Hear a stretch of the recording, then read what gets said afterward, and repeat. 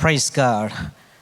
It's once again my privilege to come to your homes or wherever you are with the Word of God this morning. The Word of God works in any setting, whether you are in a church or in your homes or in a marketplace, because Bible says the Word of God is living and active. It is powerful enough to work in our hearts and minds wherever we are.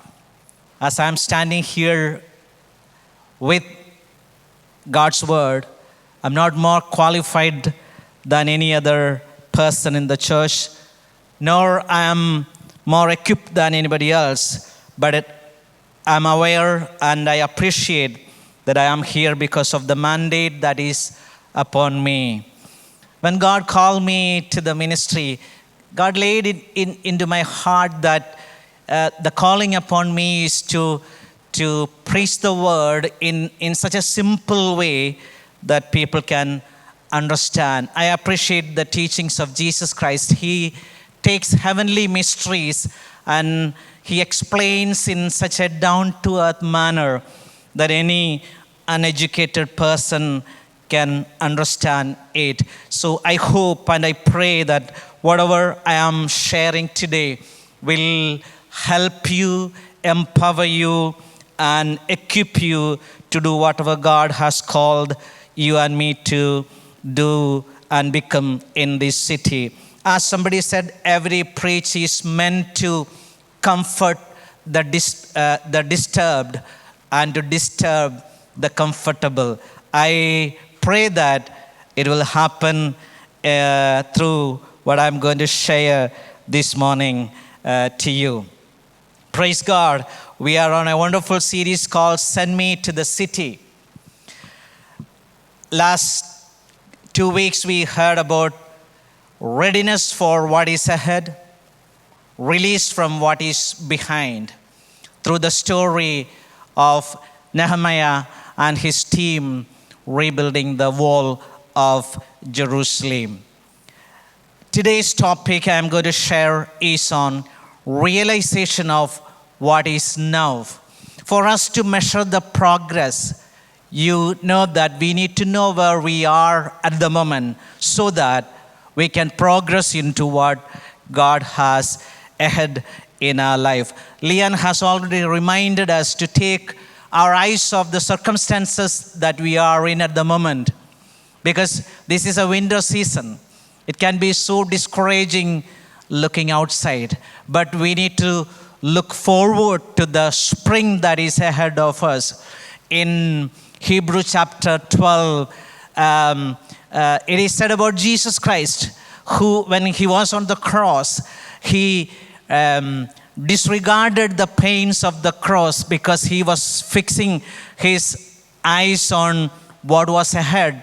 Bible says he set his mind was set on the joy that was ahead of him, the joy of spending eternity with you and me forever. So Jesus disregarded the current realities because he was looking forward to the future. By the way, we have a great future as a church and as individuals in the church. I believe that this year again is going to be a year of blessing. God is going to take us through something to get us somewhere He wants us to be. I think before an airplane takes off on the runway, it taxis for a while before it takes off to the heights. I think we are in such a season. We are taxiing around, but very soon we are going to take off to the new heights and purpose that we have never been to. In order to start today's topic, I just want to read the theme verses. That is the first one you will get on the screen. That is from John chapter 20, verse 21. Jesus said, "Peace be with you. As the Father has sent me, I am sending you." Jesus said to his disciples, "Peace be with you. Before sending them, Jesus said, peace be with you. We need to realize that the word peace, Jesus meant is not just calmness of mind, it is wholeness of the being of a person. It's not just quietness of mind, it's wholeness. The word shalom means wholeness. So before sending his disciple, he said, my peace, my shalom, I am giving to you. As the Father has sent me, I am sending you. In the following verses you read that he breathed on them and said, receive the Holy Spirit.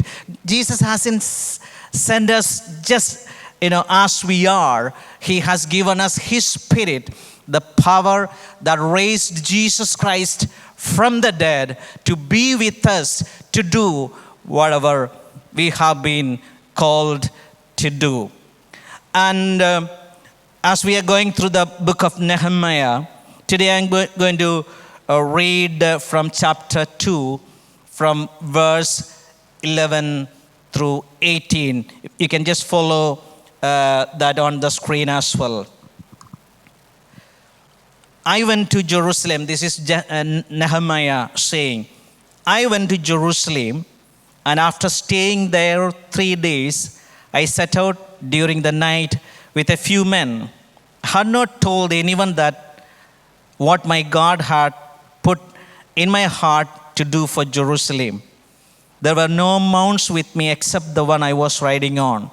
By night, I went through the valley gate towards the Jackal Wall and the Dung Gate, examining the walls of Jerusalem, which had been broken down, and its gates which had been destroyed by fire.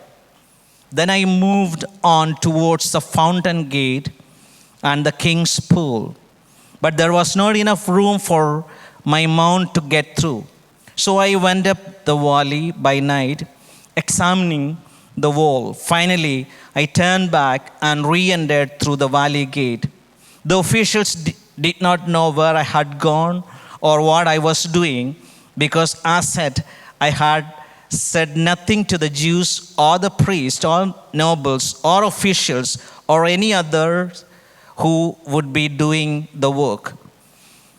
Then I said to them, you see the trouble we are in. Jerusalem lies in ruins, and its gates have been burned with fire. Come, let's rebuild the wall of Jerusalem, and we will no longer be in disgrace. I also told them about the gracious hand of God upon me and what the king had said to me. They replied, let's start rebuilding. So they began this good work. They replied, let's start rebuilding. So they began this good work. It's a powerful passage that we just read through. I just want to draw the background a little bit. The people of Israel, the Jewish people, they lived in a land of Palestine for so many years, because that was the land God gave the people of Israel to live in. Because it was God's land, God set the rules to live there. He said, this is my land. You need to obey me. You need to follow me. You need to serve me. If not, you'll be cast out of the land. As we know the history, they didn't, worship. They were not loyal to the God of Israel. Then they were thrown out of the land, and they were attacked by Nebuchadnezzar of Babylon, and many of them were taken as captives into Babylon, modern day Iraq. They lived there for 70 years. And before Nehemiah and his team came over to Jerusalem, some 100 years before that, a team of people under the leadership of Zerubbabel and High Priest Joshua, They traveled all the way from Babylon to Jerusalem. Their mission was to rebuild the temple, that was destroyed by Nebuchadnezzar. Some 70 years before Nehemiah came, the temple was completed. The temple was rebuilt. And some 20 years before Nehemiah traveled, again another expedition came to Jerusalem under the leadership of Ezra. And the purpose was to build the people. Let me explain it again. The first expedition under the leadership of Zerubbabel was to build the temple. Second expedition under the leadership of Ezra was to build the people with the word of God. Then some 15 to 20 years after, when Nehemiah was the cupbearer of the Persian king, he heard through his brother that Jerusalem city is still in ruins. The temple is already built, and the people are built up in the word of God, but the circumstances in the city wasn't very promising. He heard that the wall is still in ruins, the gates are burned down. And Nehemiah was so caught up with that news, and he couldn't continue the work in the palace as he used to do. He began praying and fasting.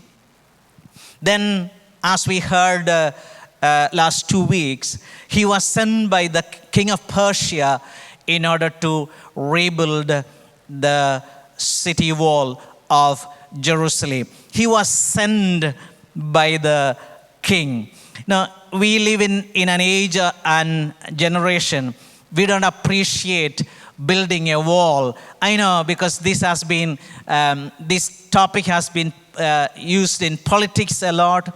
But in ancient time, a city or a place without wall is so vulnerable that becomes a target of the enemies. So it's an unsafe place. It's a place where there is no safety or security or prosperity. In a spiritual sense, a place without walls is a defiled place. You cannot keep purity without having walls around your life. So building a wall, in biblical sense, it's not a bad idea. It's a good idea. So you need to keep that in mind as we talk about building a wall. So Nehemiah was sent by the king to Jerusalem in order to rebuild the wall. So the first expedition came to build the temple. The second one to build the people. The third one under the leadership of Nehemiah to build the wall. In other sense, to build the city. How can we relate to our current context the wisdom from this story? Many years ago, God used amazing servants in our church to build the church. And over the last many years, God has been using his servants, pastors, to build the people. And amazingly, last year, God blessed us with a wonderful facility. And we are so blessed here. But that is not the end of the story. God has greater, bigger, powerful plans for the city. The next mission we have as a church is to build the city. If you look around, there is so much of brokenness that you see in and around the city. As long as there are unsaved people in the city, we cannot remain comfortable within the walls of the church. As long as there is issues, struggles, problems in the city, we cannot be comfortable with what we are doing inside of the church. Nehemiah was in a comfort zone. He was very comfortable, but he couldn't remain comfortable there because of the brokenness in the city of Jerusalem. So I just want to highlight some points from this passage so that we can gain some wisdom to apply in our own personal life. The first thing I want to say is that Nehemiah was so burdened by the brokenness that he identified with it. So much of burden he had from hearing the story of Jerusalem, he identified with. The very name Nehemiah means Yahweh comforts. God comforts. That is the meaning of the name Nehemiah. But Nehemiah was a person to comfort other people. But where was he? He was comforting a comfortable king of Persia. He was ruling the world. He was already in a comfortable position. Nehemiah, who was supposed to be a comfort from God to other people, he was comforting the king of Persia. Now, when he heard the news of the brokenness in Jerusalem, he decided he will move location. He moved from comfort zone to crisis zone. He moved from his comfort zone to the crisis zone because he was so burdened by the brokenness. He decided, I'm going to be an answer to this problem. By the way, church, we live in a world, there is so much of problems, so much of divisions, so much of uncertainty, so much of trouble to the people around. We are called not to be another problem. We are not here to add problem and division that is already existing. We are called as a solution to the problem that is existing in this city. And that is what the heart of Nehemiah was for. He thought, my name means God comforts. God has put so much in me. At the moment, I am comforting a comfortable person. No, I am needed. I am much needed in a place where there is brokenness. He traveled all the way from Persia to Jerusalem. And that is what we read. I went to Jerusalem. That statement is just one-liner.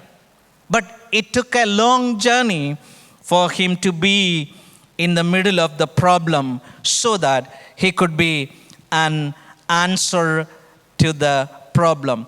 When he heard about the brokenness, he prayed and he spoke to God. He fasted. Now, many of us do pray and speak to God about the problem. But there is another step we need to take. Nehemiah took that personally. He took it as his personal responsibility to get involved in the problem. He didn't want to be insulated from the problem.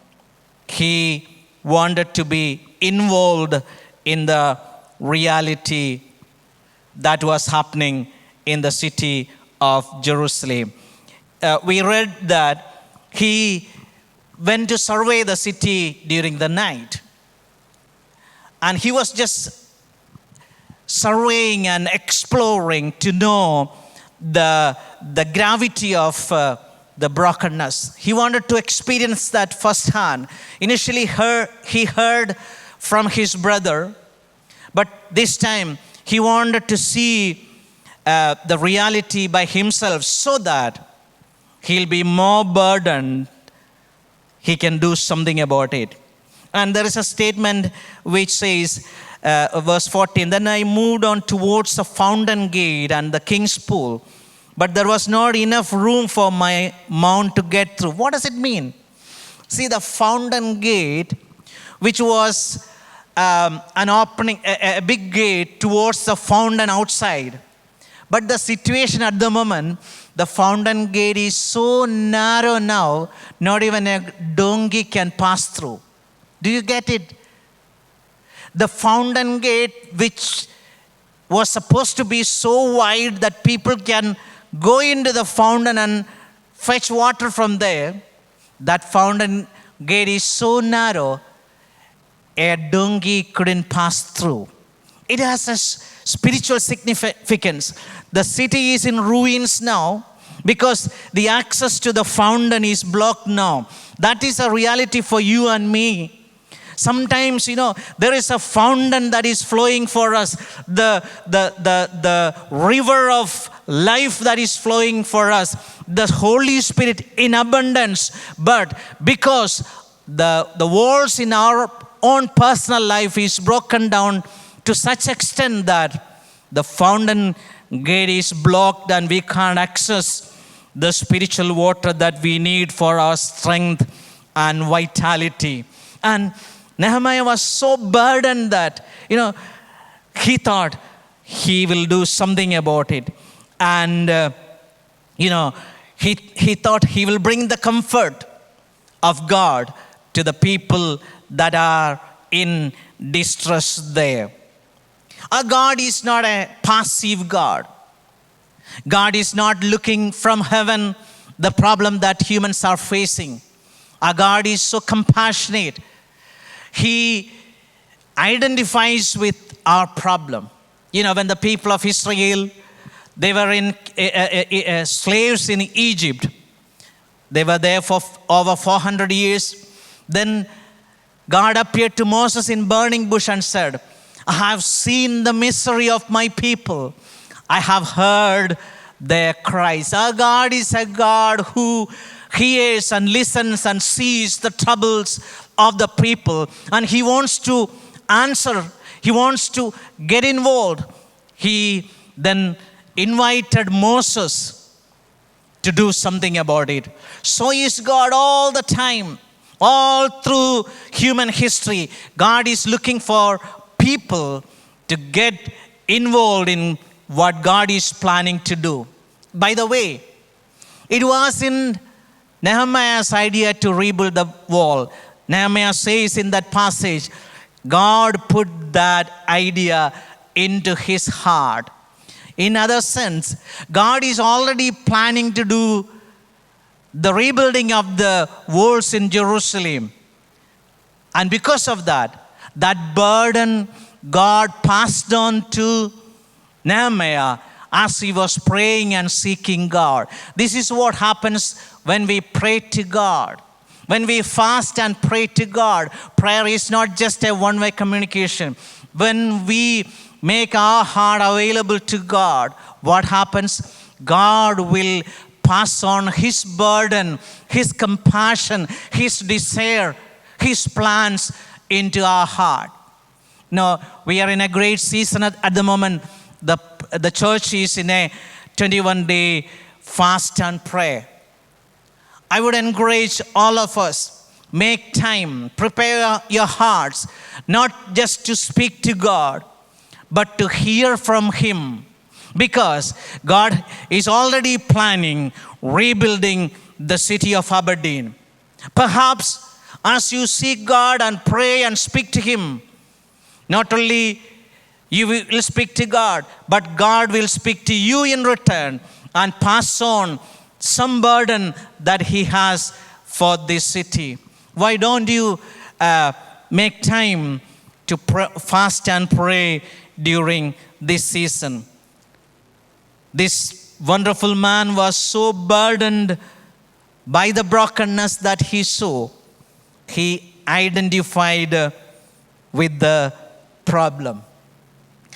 God has called you and me into this city. I am fully convinced that God has sent me to this city because 17 years ago, God gave me a written sign of Scotland to me. A year later, I ended up in Scotland. And I am sure that I haven't come here with my own idea or on my own initiative. I have been sent to this city. It is not just to make money or make a living here. Beyond that, I'm fully convinced that God has a bigger plan through my life to help in the rebuilding of the city. So is with all of you, whether you are a student studying in Aberdeen or working in Aberdeen in the oil sector or in the health sector or wherever you are, you have been sent by God into this city for such a time as this, because God is already planning something in this city, and He is thinking of using you and me to be a comfort to the people in distress. Nehemiah is calling the people, come, let's rebuild the wall of Jerusalem so that we will no longer be in disgrace. There are many people living in shame of sin in this city. There are many people whose walls are broken down. Personal walls, spiritual walls, family walls, they are broken down. They are in disgrace. They are in shame. They are in brokenness. They are in pain. And they are looking for answer. Perhaps you are the one to be a help and support to some broken people in this city. My second point, Nehemiah was so fueled by the vision that he motivated the people in the very city of Jerusalem. It wasn't Nehemiah's idea to rebuild the wall, but he says, I had not told anyone what my God had put in my heart to do for Jerusalem. As he fasted and prayed and sought God and His guidance, God laid something in Nehemiah's heart that God wants to do for the city of Jerusalem. In other sense, God gave a vision of completed wall of Jerusalem. That was already in his heart. It was a vision that he got from God. And he went around and spoke to the people, inspired them to rebuild the wall. God had a different future for Jerusalem. By the way, Nehemiah wasn't a builder. He was a cupbearer. He didn't have any skills to do wall building. But he had a heart. He had a vision with which he inspired other people to rebuild the wall. So in the coming weeks, you will hear more about the practical building of the wall and what it means for us.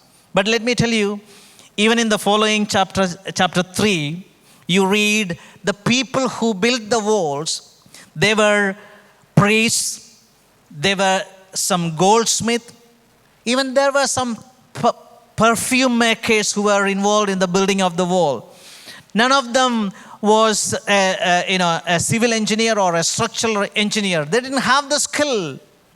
But because of God's vision that God passed on to Nehemiah, he inspired the people. Beyond their skills and ability, they were so fueled by the vision God gave them. They began rebuilding the walls of Jerusalem. Nehemiah, he knew his God, and he was a man not only of prayer, he was a man of the scripture.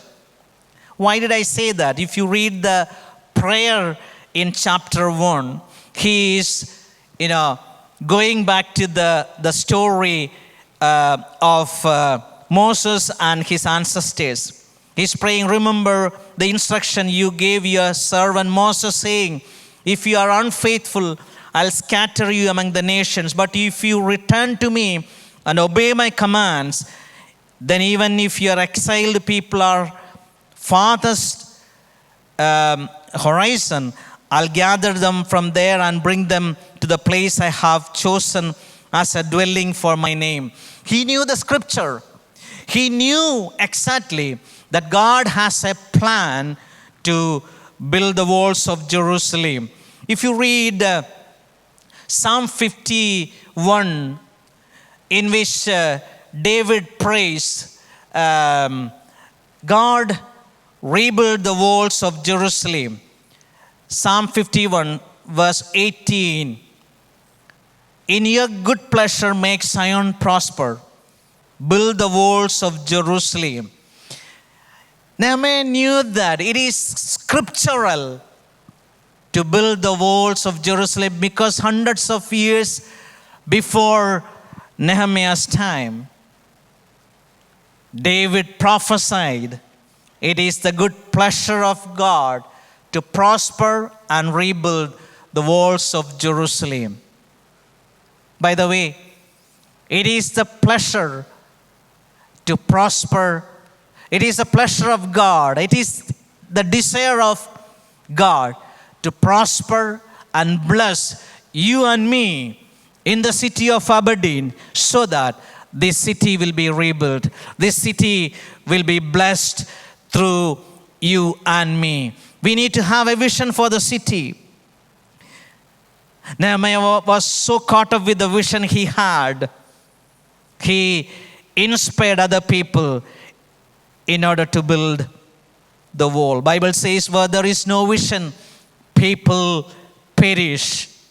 I think it was William Wallace who said, every man dies, but not every man really lives. Every man dies, but not every man lives. What a tragedy. We live and we know that death is for sure. But before that happens, we need to live, not just exist in this world. What do I mean by that? Now, if you want, you can just exist in this world and die one day. But if you live, you will make difference in other people's life. We need to have a vision for this city so that we can motivate each other in order to build the brokenness. My third point is, he was so emboldened by the convictions that he resisted the enemy and the opposition. When they began rebuilding the city, then oppositions began to come against them. As long as the city remained in ruins, the enemy wasn't bothered. The moment they began rebuilding the city walls, enemy rose against them. So is with us even today. There is going to be resistance. The devil is going to do anything in his capacity to stop us building the brokenness. But we need to be strengthened by the convictions that God has given us through the word, that we are the children of God. You know, in Isaiah chapter 61, there is a prophecy about Jerusalem. Even in chapter 60 and 61, you can read that. And one of them says that your descendants, the people who are saved by God, they'll be called as rebuilders of ancient ruins. That is a promise for you and me. We are called to be builders and rebuilders of ancient ruins. There is so much of discouragement, disappointments, demoralization, discord in the society. There is so much of brokenness that we can see in this city. As long as there is brokenness, as long as there is failed marriages in this city, as long as there is drug abuse in this city, we cannot remain comfortable within the four walls of the church. We need to have a bigger vision for the city, and we need to be strengthened by the convictions God has already given us. Let me encourage you, church. All through the passages of the Bible, there are so many promises God has given us. But sometimes we don't see the truth. Now, I was fascinated by the imagery Pastor Ian used last week, a couple of weeks ago, about what he saw in Africa when he went for a mission. He saw big 7,000 kilogram elephants being controlled by 70 kilogram man. Now, what an irony. Such a powerful beast is being controlled by such a small human being. There is another, side to the story, because, in Kerala, where I am from, there are so many tamed elephants. In the past, they were used to pull heavy, wooden logs and to load up heavy things onto lorry and stuff like that. But these days, most of the tamed elephants are being used in the processions in Hindu temples. There are so many of them. But every year, we read a lot of stories of elephants going mad. They go crazy. And what they do is that when they get into such a craziness, they'll smash everything. They'll break all the barriers. They will even kill, the keeper of the elephant. The person who is sitting on top of the elephant and controlling it. The first thing when it goes crazy is to pull that man down and kill him. Now, people say that, okay, the elephant has become mad. But I want to say that actually it's not gone mad. It has come back to its senses. The elephant realizes that, why should I be controlled by such a tiny human being when I am strong enough to take my own steps? It is said that because of the big ears elephants have, they cannot see their massive body because the big ears are blocking their sight from seeing their big body. So the elephant is thinking that, I'm not big enough, I'm not good enough, I'm not strong enough. There's a huge truth we can learn from that. When an elephant goes mad, no one is able to control that elephant. And what they do is that they'll call the police and they'll use tranquilizer guns to fire them with sedative. And that is how they bring the powerful animal under control. Sometimes, I think that God has promised us, given us His Spirit, yet sometimes we have certain blind spots and we can't see who we are in Christ Jesus. Let me encourage you, church, like the big elephants, we have the strength of the Holy Spirit given into our life in order to deal with any situations that we face in our life. But sometimes we don't have that vision of who we are in Christ Jesus. We have the power that raised Jesus from the dead living inside of us, that we are able to overcome any challenge that is ahead of us. We don't need to be controlled by the situations. We don't need to be controlled by people. We don't need to be controlled by negativity.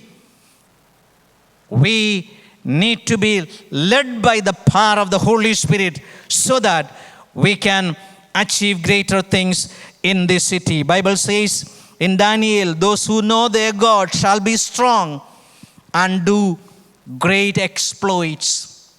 Those who know their God will stand strong and do great exploit. As I come to close this message this morning, as Nehemiah saw the brokenness of Jerusalem and he stepped into the middle of the problem, so was God. As I said, God wasn't passive about human brokenness. 2,000 years ago, God sent his own son into the middle of the problem. He personified, he incarnated into the middle of the problem so that he could bring a solution. Jesus came to the same city where Nehemiah came to rebuild the wall. This time when Jesus came, he wasn't just rebuilding a wall. He broke his own body on the cross so that you and I could be made whole. We could be made prepared for eternity. We could be made ready for our whole being to be fully restored. What a great work of salvation that Jesus completed on the cross. As we have learned through the passage, God always sends people to be solution in brokenness. God has sent you and me into this city to be an answer to the brokenness that people are facing in this city. Church, we have a big mandate. I would encourage all of the King's members to unite heart and mind in order to rebuild the city. We should be called rebuilders of ancient ruins. If you walk around the city, there are so many church buildings. They are remaining as ancient ruins. But we have a mandate to rebuild them. Jesus is calling you and me. Jesus said to his disciples, as the Father has sent me to this world, I am now sending you into the world. The same Jesus, with his power, with his anointing, has sent you and me to be part of this church for such a time as this. Why don't we pray together? Lord, give me that kind of revelation as Nehemiah had. Give me that vision that Nehemiah had. Give me that burden like Nehemiah. Give me that boldness as Nehemiah had. Let's pray. Father God, we once again thank you for all that you have done in order to build the brokenness of humanity. Lord, you saved us from eternal destruction, and you are still building our lives, Lord. As we are part of a wonderful community of believers, Lord, we pray that you would again anoint us, empower us, O Lord Jesus, that we will look outside and see the brokenness, and that we will be burdened by the brokenness of other people, that we will not remain comfortable within the church, that we will do something about it. We will be a solution, we will be an answer, we will be builders of ancient ruins in this city. Lord, I know that you have amazing plans for this city. We humbly surrender ourselves to your will and purpose, that you would use each one from this congregation in order to build, help, support, encourage the people outside so that they can have a relationship with you. They can enjoy the peace and the joy of salvation in their life. We love you, Lord. We give you all the glory and honor. In Jesus' most precious name, we pray. If God has spoken to you through the word today, why don't you get in touch with us so that we can continue the conversation with you. We can help you with the next step in your Christian life. God bless you.